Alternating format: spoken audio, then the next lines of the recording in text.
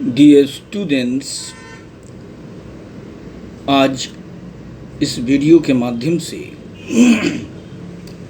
Character of a happy life के fourth और fifth stanza का एक्सप्लेनेशन मैं आपके समक्ष रखूँगा। बहुत ध्यान से सुनिएगा। वीडियो सुनते समय अपनी बुक अवश्य साथ में रखें, तो आपको अवश्य ही समझ में आ जाएगी। मेरी बात निश्चित रूप से समझ में आ जाएगी। But the book has to be with you while listening to the video I am producing. Now, fourth stanza शुरू करता हूँ। Who envies none, whom chance doth raise, nor wise, who never understood how deep its wounds are given with praise, nor rules of state but rules of good. ये क्वार्टरेन है। 4 line के पद्य को क्वार्टरेन कहा जाता है। Who envies none. Envies means ईर्ष्या करना, किसी से जलन रखना। Who envies none. None means किसी से नहीं, जो किसी से नहीं जलता है। Envy, जलना। To be jealous of somebody, किसी से ईर्ष्या रखना। To be jealous of somebody. Envy. Who envies none, जो किसी से भी जलन नहीं रखता है। Whom, जिन्हें, chance, संयोग ने, doth, अवश्य ही, डथ आज के समय में डू अथवा डज। अगर नाउन प्लूरल है तो डू, और नाउन सिंगुलर है तो डज आज के समय में मॉडर्न इंग्लिश में हम प्रयोग करते हैं। पुराने ज़माने में सिंगुलर और प्लूरल दोनों के साथ डथ का प्रयोग हुआ करता था, और इसका तात्पर्य होता है अवश्य ही। हुम, जिन्हें, चांस, संयोग, डथ, अवश्य ही, रेज, ऊपर उठा देता है। और ऊपर उठाने का मतलब उन्नति प्रदान करना, प्रोग्रेस, डेवलप। समाज में, देश में, दुनिया में ऐसे लोग हैं जो बाय लक और बाय चांस उन्नति प्राप्त कर लेते हैं। उनसे यह खुश व्यक्ति ईर्ष्या नहीं रखता है। Who envies none, जो किसी से ईर्ष्या नहीं करता है। Whom chance doth raise, जिन्हें संयोग उन्नति प्रदान कर देता है, लक उन्नति प्रदान कर देता है, चांस उन्नति प्रदान कर देता है। आप चांस को लक भी यहाँ पर कह सकते हैं, राइट? ओके, दूसरी लाइन देखें। नॉर वाइस, वाइस मीन्स दुर्गुण, और दुर्गुण का उल्टा सद्गुण। सद्गुण को इंग्लिश में बोलते हैं वर्च्यू, और दुर्गुण को इंग्लिश में बोलते हैं वाइस, VICE। नॉर वाइस, ये जो दो शब्द हैं, इनके साथ कुछ और जोड़ दें तो मीनिंग क्लियर हो जाएगी। अब वो क्या जोड़ना है? Nor whom vice doth raise, nor whom vice doth raise. Nor means not, नहीं। whom, जिन्हें, vice, दुर्गुण, doth, अवश्य ही, raise, ऊपर उठा देता है। कुछ लोग समाज में ऐसे भी हैं जो गलत साधनों का प्रयोग करके ऊपर उठ जाते हैं, उन्नति प्राप्त कर लेते हैं। कवि वही कहना चाह रहा है कि वे जिन्हें दुर्गुणों से उन्नति प्राप्त हुई है, वे लोग जिन्होंने दुर्गुणों से उन्नति पाई है, वे लोग जो गलत साधनों का प्रयोग करके उन्नति पाए हैं, आगे बढ़े हैं, शिखर की ओर बढ़े हैं, ऐसे व्यक्ति से भी यह व्यक्ति जलन नहीं रखता है। Who envies none, जो किसी से ईर्ष्या नहीं करता है, चाहे वो संयोगवश उन्नति प्राप्त करने वाला व्यक्ति हो और चाहे वो गलत साधनों का प्रयोग करके उन्नति पाने वाला व्यक्ति हो, वो दोनों ही प्रकार के व्यक्तियों से जलन ईर्ष्या नहीं रखता है। हाँ, मीनिंग को क्लियर करने के लिए, nor whom vice doth raise, nor और वाइस के बीच में कुछ कवि ने छिपाया है जो मैं स्पष्ट कर दे रहा हूँ। Nor whom vice doth raise, इतना जब आप पढ़ेंगे तो आपको मीनिंग क्लियर हो जाएगी। नॉर मीन्स नहीं, whom जिन्हें, वाइस उन्नति, डथ अवश्य ही, रेज उठा देता है, जिन्हें दुर्गुण उन्नति प्रदान कर देता है, ऐसे भी व्यक्ति से वह ईर्ष्या नहीं करता है। who envies none। Is it clear? Okay. अब आगे देखें, who never understood, जिसने कभी नहीं समझा। अब आप कोई चीज़ समझते कब हैं? जब आप किसी चीज़ को ध्यान से सुनते हैं, ध्यान से देखते हैं। कवि कहता है कि यह जो खुश व्यक्ति है, नेवर अंडरस्टूड, इसने कभी ध्यान ही नहीं दिया, वो इन सब चक्कर में पड़ा ही नहीं। इसलिए कवि लिख रहा है, हु नेवर अंडरस्टूड, जिसने कभी ध्यान ही नहीं दिया, जिसने समझने की कोशिश ही नहीं की। क्या? कि हाउ, कितने, deepest wounds, deep, deeper, deepest, superlative degree, कि कितने गहरे वुंड्स, घाव, वुंड्स मीन्स घाव, कितने गहरे घाव आर गिवन, दिए जाते हैं, विद प्रेज, प्रशंसा से। लोग प्रशंसा करके बहुत ही गहरे घाव दे देते हैं। ऐसी इन सभी चीज़ों के बारे में उसने कभी ध्यान ही नहीं दिया, महत्व ही नहीं दिया इन सब बातों को। अर्थात वह अपने इर्द गिर्द चापलूसों को मडराने नहीं देता है, मौका ही उन्हें नहीं देता है।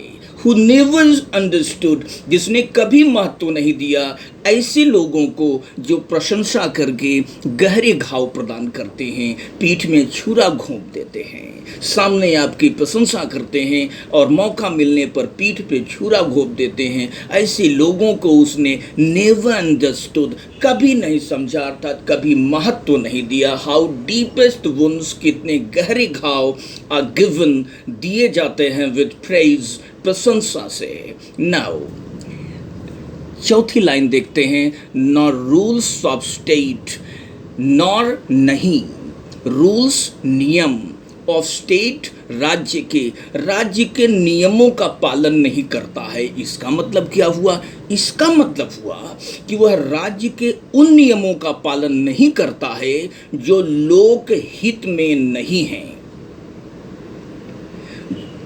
जो लोक हित में नहीं है, ऐसे नियमों का वह पालन नहीं करता है।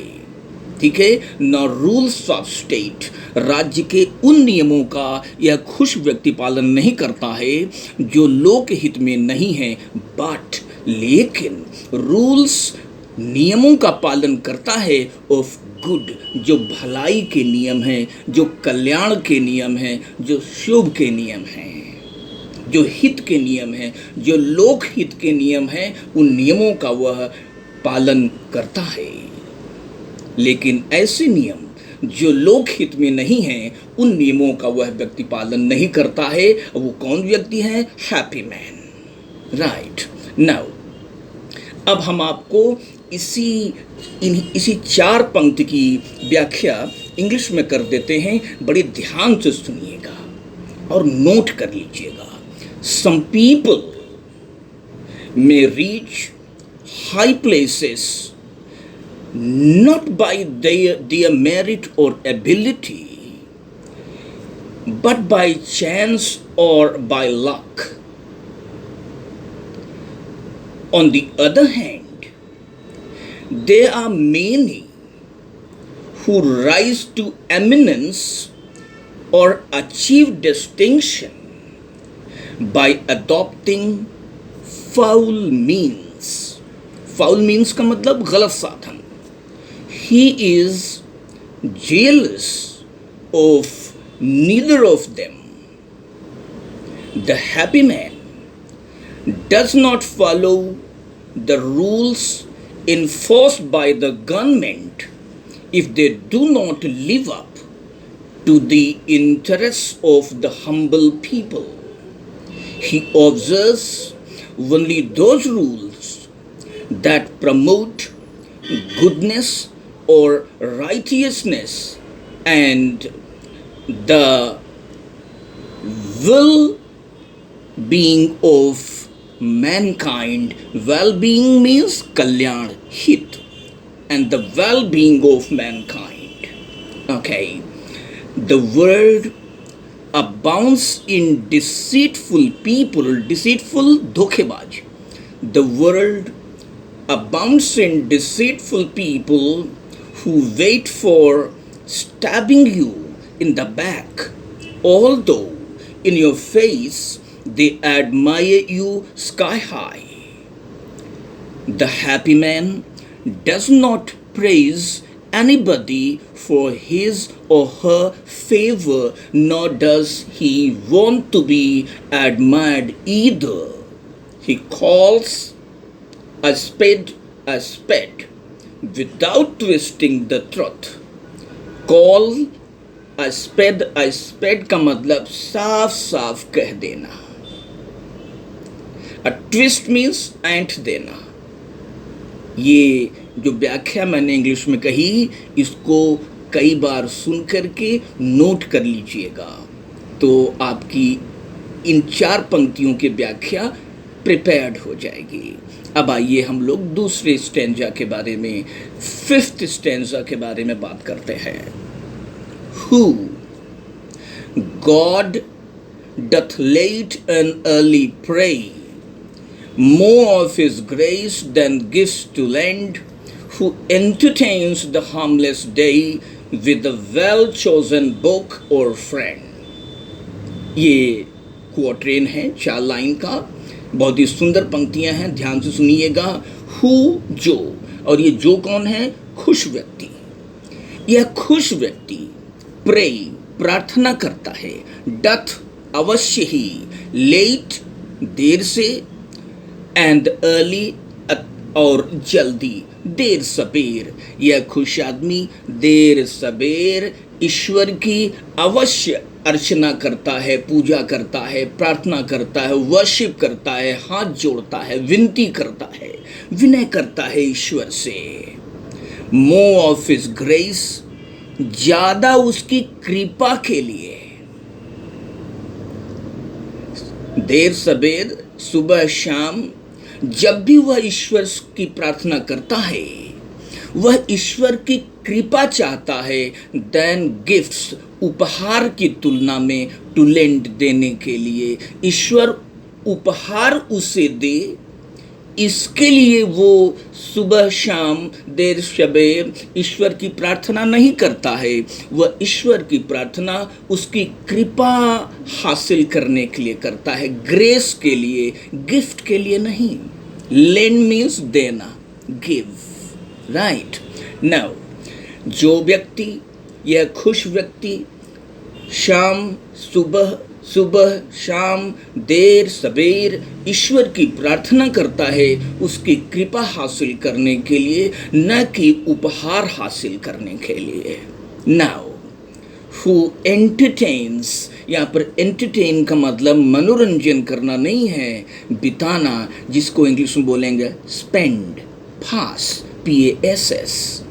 हु एंटरटेन्स, जो बिताता है, द हार्मलेस, हार्म का मतलब नुकसान, क्षति, हार्मलेस नुकसान रहित, जो नुकसान रहित दिन व्यतीत करता है.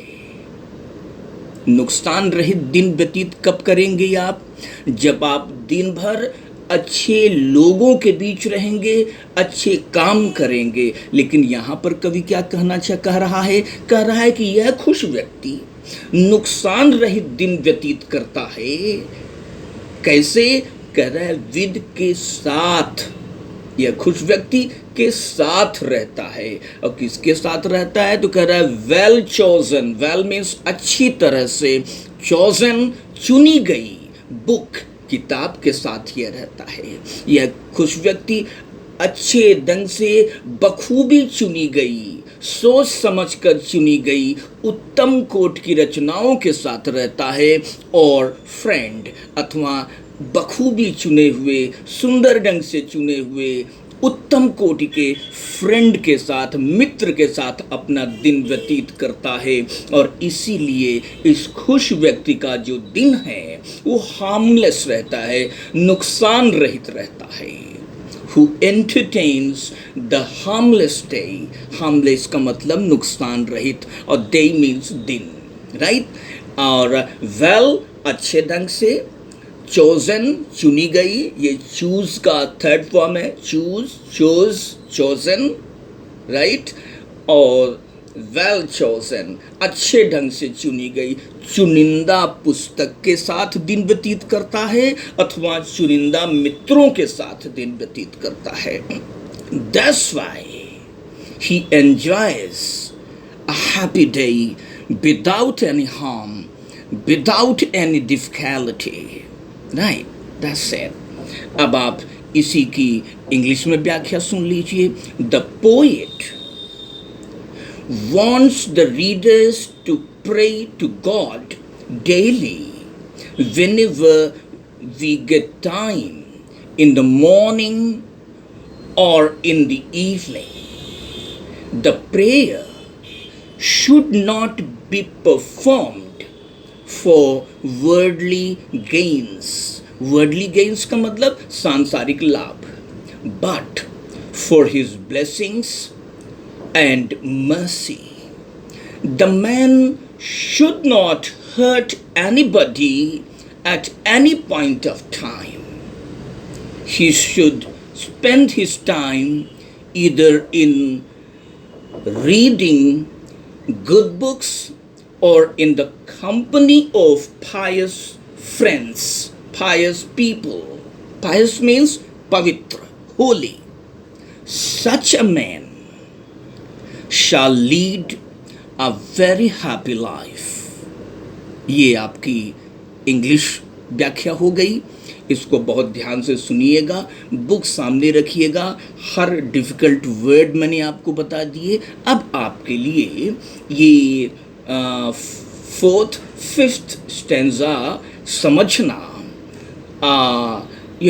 चाइल्ड्स प्ले है, बशर्ते कि आप 10-20 मिनट इस वीडियो को सुनने में दे दें, ध्यान से पंक्तियों का मीनिंग जो मैंने समझाया उसको सुन लें। Now you are blessed with, the totality of knowledge about these 8 lines I explained now. Thank you very much. Bye-bye.